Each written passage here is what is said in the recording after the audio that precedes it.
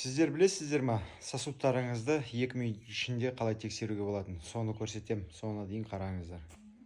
Міне давленияны өлшейміз.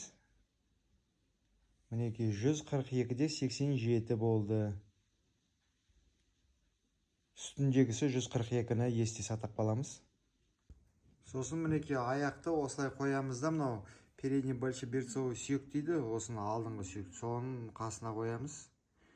Шлангты. Сосын өлшейміз. Тағы да қанша болатынын сол кезде көреміз не болатынын. Аяқты өлшейміз осылай.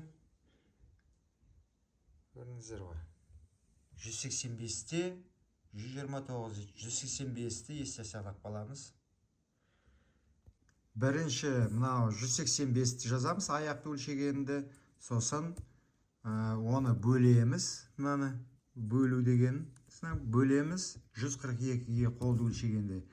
Соны енді қазір өлшейік қанша болады екен. 185 бөлеміз 142-ге, 142-ге болады 1/3 дейді. 1/3. 1/3.